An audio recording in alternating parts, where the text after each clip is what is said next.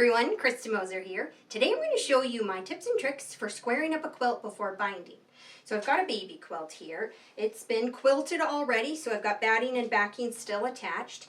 I haven't trimmed it off yet, and so I'm going to show you how I do that so that you can add your binding to a nice clean straight edge and not lose your points. If your piecing comes right out to the edge of your quilt, or if you've got a pieced border and you don't want to lose your points, we'll talk about that. Now, the method that I'm going to show you is kind of just a basic method for just about any quilt. It's not going to be a more involved method, which would be something like a blocking and squaring process that you would use for, say, show quilts or art quilts or something that you would hang on the wall. That might be a little more involved to get something to lay really flat and be very square. This is just the down and dirty basic method for adding binding to your quilt after it's been nice and cleaned off at the edge. So what I've got here is my quilt laid out. Like I said, it's been quilted. I've got a very large square ruler. This is a 16.5 inch from Creative Grids, so it's a nice size. They've got bigger ones, there are smaller ones, but the nice thing about using something like this is I can put it into the corner, and I've got some distance here. I can see just how square it is and make minor adjustments if necessary. Now, you don't have to use a ruler for this. You can use like a framing square, which is something contractors use, and that would be something you could lay down if you've got one of those handy and just draw a line to see where you're at. You just want these corners like this to be a nice 90-degree angle. So that's what we're aiming for here. So I've got my quilt laid out and I've got the square ruler. The nice thing about these ones is it has that non-slip grip on the bottom, so I know it's not going to slide around on me. And I am just looking here at my corner. And the other thing I'm looking now, my piecing comes right out to the edge. And you'll see it's star points, and I don't want to lose those points. So I don't want to cut them off, and I don't want my binding to, when I sew my binding on, I don't want the binding to cut it off either. So I'm actually going to give myself just a little extra. This is a trick you can do if you want to sew your binding on in such a way that it comes right to your points out here. I'm going to actually give myself just a little extra backing and batting. So I'm cutting in some places.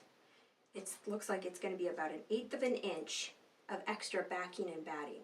That will also work to really keep a nice full binding, because that's something else that happens. If you don't give yourself quite enough and you go to bind it, you might end up with a hollow binding, and that can be kind of a bummer. So I've got my first corner here, and I'm looking on this ruler. It has a 1/4 inch line that turns the corner here, and so I'm looking to see where that 1/4 inch line hits on all my points, and I've got just a heavy quarter, or almost a 3/8 inch.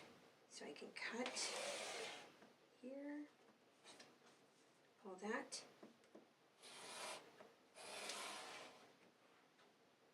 and that, and pull it back.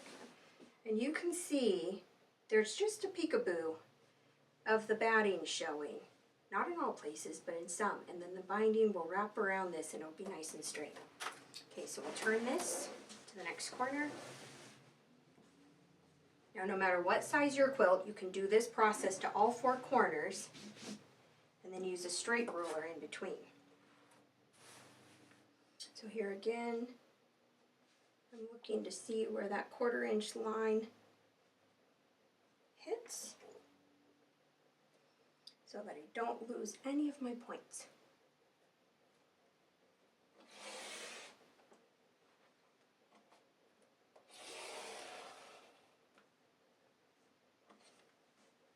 Peel that. Next one.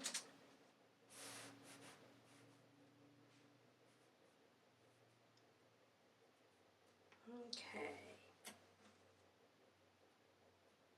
So it's pretty close.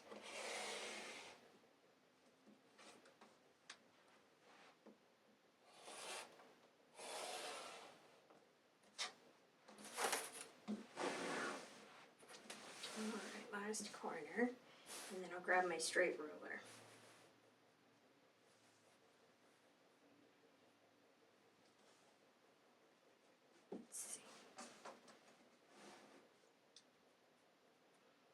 Okay.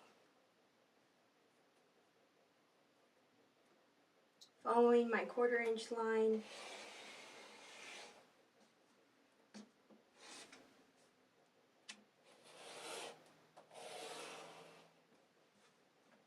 Okay, that's good. So no matter how your quilt top, if there's some unevenness in the edges of the quilt, you can make up for that by trimming your batting and backing just to smooth it all out. You'll never see it. Once the binding's applied, you'll never see it. So I can come in here with my long straight ruler and trim the distance between the corners. So if this were a bigger quilt, that distance would be greater. Just floating that.